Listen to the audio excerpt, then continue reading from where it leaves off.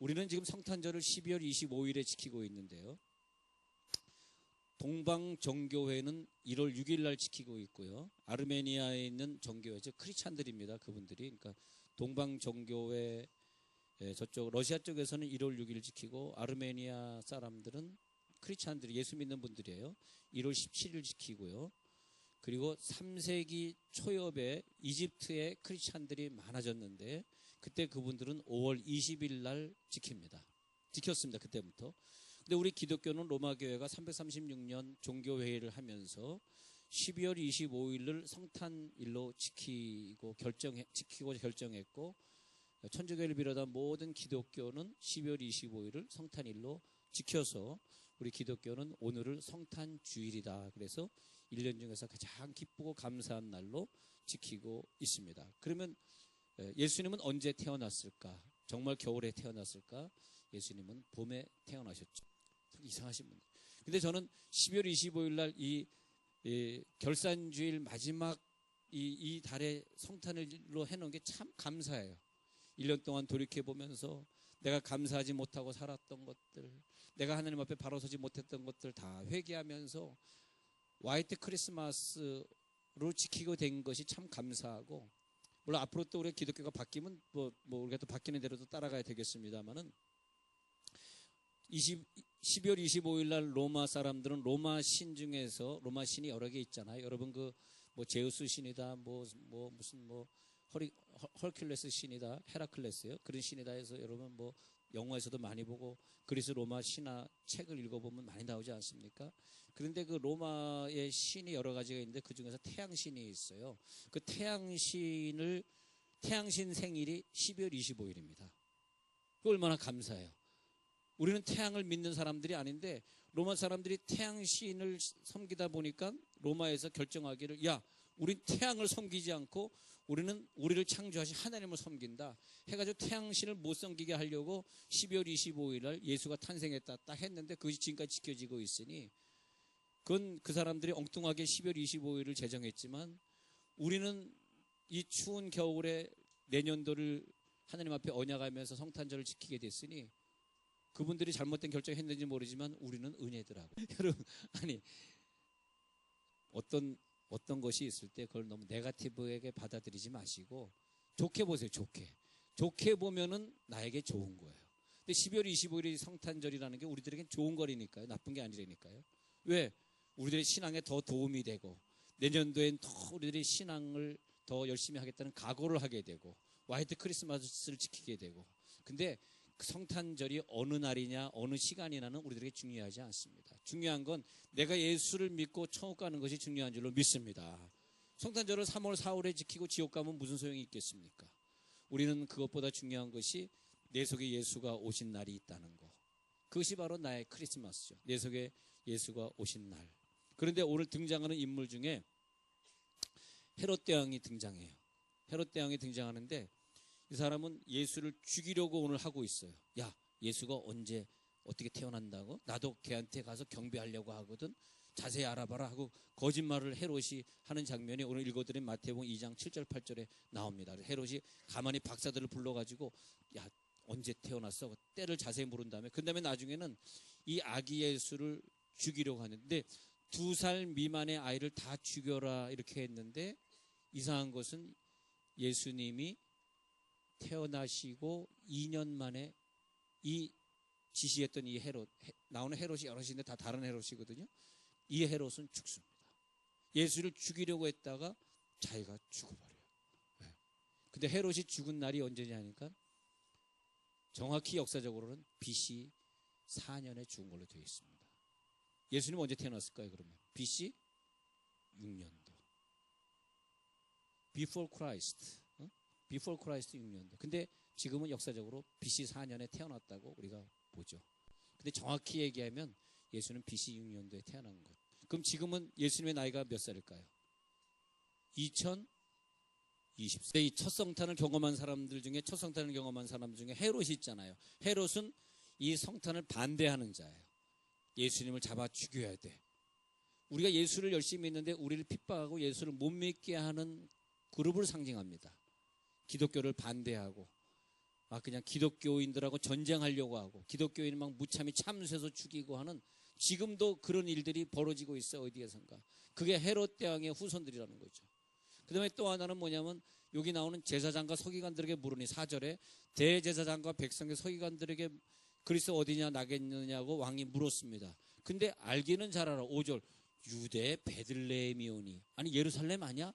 예루살렘이 성지인데 왜 예루살렘에서 태어나지 또 5km 예루살렘에서 5km 내려가면 베들레헴이 있어요. 우리가 성지순례를 가기 전에는요. 예수님이 태어나신 것이 예루살렘으로 착각해요. 그래서 다 예루살렘을 먼저 방문합니다. 그러면 예수님은 어디서 그 베들레헴 교회, 예수 탄생교회라고 말하는데 탄생교회가 어디 있는 거야? 그러면 다시 또 관광버스를 또 타요. 여기 아니야?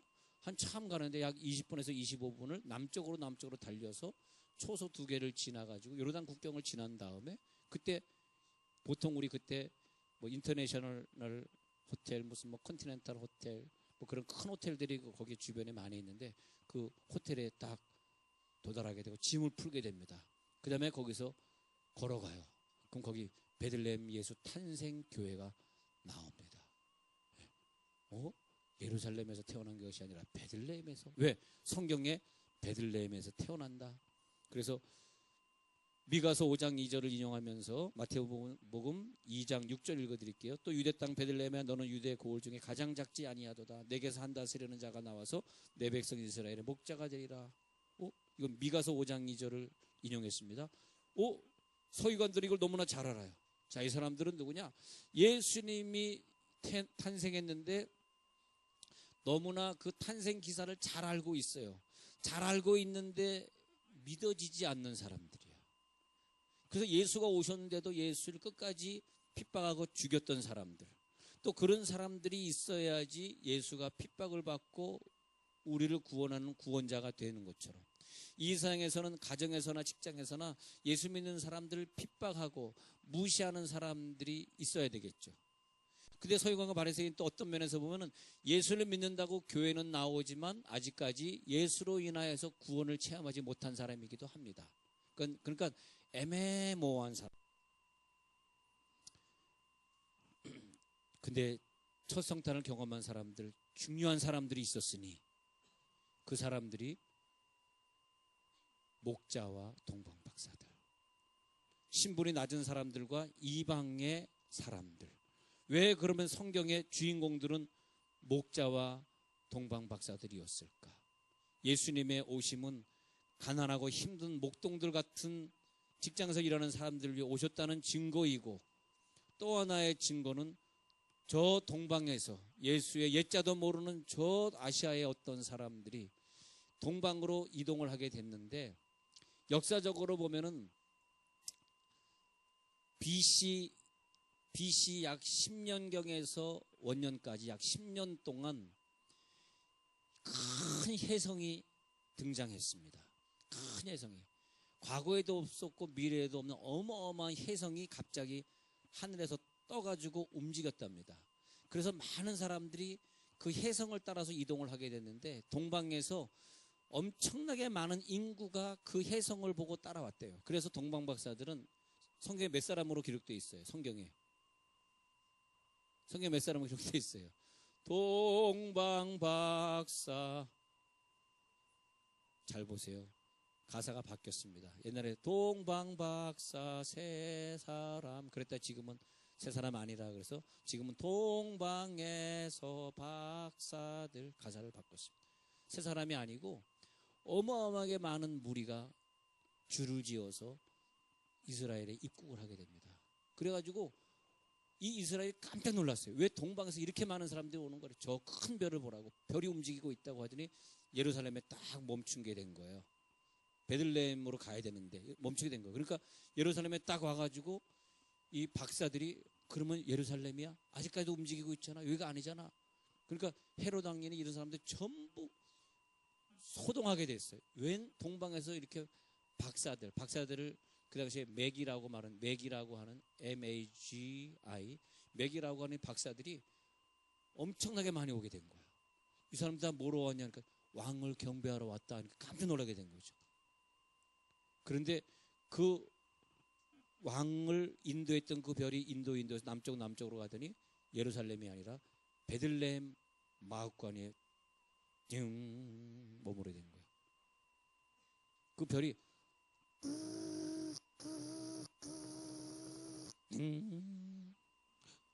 야, 그 혜성이 여기에 멈췄다. 혜성이 빛이 확 위에서부터 빛이 확 위에서 확 근데 베들레헴에 확 그때 베들레헴에서 찬송 소리가 나는 거예요.